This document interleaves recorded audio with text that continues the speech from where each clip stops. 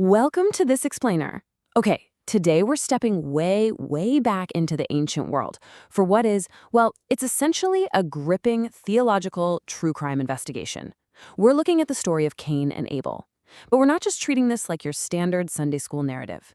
No, we're going to break down the exact mechanics, the psychology, and the deeply hidden motives behind the shedding of the literal very first human blood.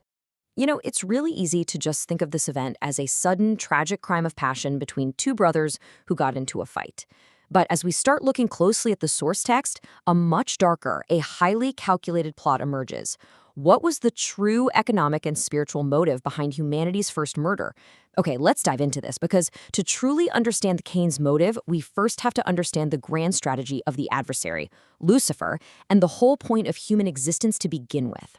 So, the source material explains that Earth life was engineered as a sort of proving ground, a profitable school, if you will. And for it to work, it required a large, righteous population working together to build, cultivate, and really beautify the Earth. Well, Lucifer's supreme ambition has always been to totally thwart that design. His strategy? It's a deliberate two-pronged attack. First, he wants to keep the human population at an absolute minimum by inspiring war, murder, and violence. And second, he wants to spread wickedness among whoever is left, using ignorance, deception, jealousy, and greed. The ultimate goal here is to make absolutely sure humanity completely fails at its core purpose. To get this satanic program off the ground right at the very dawn of human history, Lucifer actually forms an alliance with Cain. He introduces this idea of an oath-bound fraternity, a secret society specifically designed to motivate men to commit murder for profit. The title for the leader of this cult? Master Mahan. Cain secretly sells his older brothers on this whole new system, exercising this sort of dark priestcraft by administering oaths exactly the way Satan taught him. And taking on this title, it gave Cain a tremendous, almost intoxicating sense of power, along with a completely false sense of absolute security. The sheer arrogance of this moment is absolutely chilling. His apostate brothers are rallying around him with this indulgent loyalty, and it causes Cain to basically cry out in triumphant exultation. Chapter 5, verse 31 states, "Truly I am Mahan, the master of this great secret. I may murder and get gain." He is just openly gloating about his new power. Right, so the text tells us that Cain literally gloried in his wickedness. And Lucifer? He knew exactly what he was doing here. He knew for sure that the secret society would become the spawning place for countless murders down the line. Inflamed by the prospect of unearned spoils, these early men conspired together. So the overarching motivation wasn't just violence for the sake of violence, it was driven by raw greed. It was laying the groundwork for what would eventually evolve into the devastating reality of mass murder in open warfare. Let's move to and see how this builds. Because with the secret protection of his new oath-bound brethren, Cain was finally ready for his first act of violence, and he was directly tutored by Satan to slay Abel by stealth in this highly premeditated pattern of betrayal. First step, he calls upon Satan to deliver his brother. Second, he approaches Abel out in the field pretending to be a trusted friend. And third, he waits. He waits until Abel is entirely unprepared and totally off guard to strike.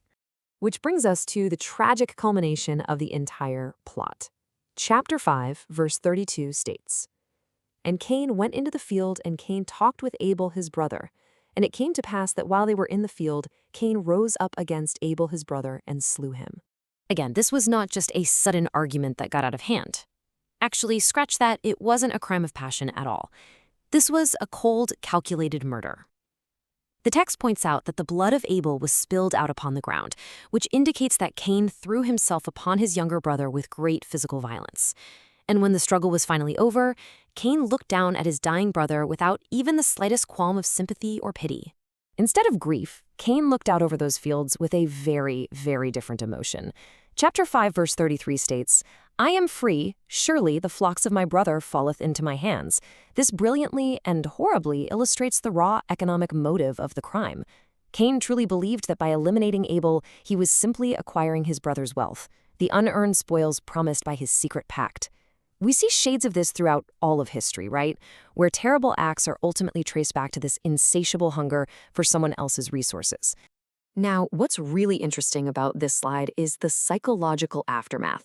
Often, the completed crime of shedding human blood shocks a perpetrator into this horrified recognition of what they've just done.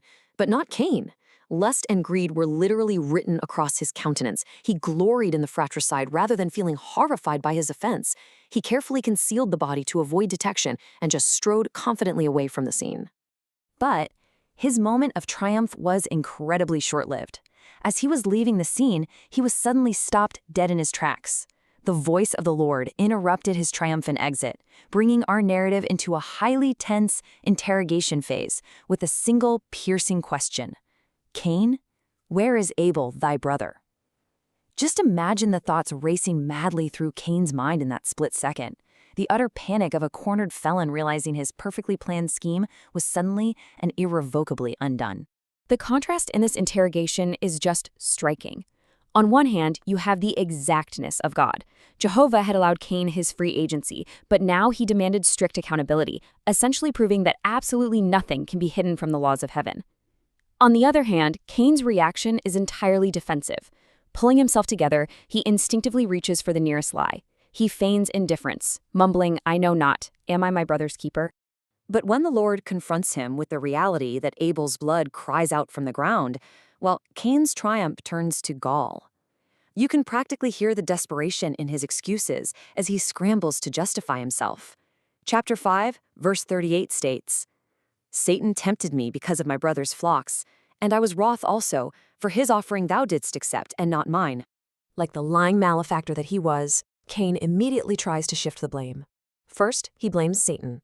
Then he points to the flocks. Then he justifies his anger over the offerings. Notice that there is not a scintilla of repentance in his entire response. He shows absolutely zero concern for Abel or for the devastating grief this is going to cause his parents. It is nothing but the hollow remorse of a criminal who's just realized he's been caught. So the crucial point is how Cain responds when judgment is finally pronounced. He doesn't ask for forgiveness. Nope. He bursts into a plea of total self-pity. Listen to his lamentations. "My punishment is greater than I can bear. Thou hast driven me out. From thy face shall I be hid. I shall be a fugitive, and he that findeth me will slay me."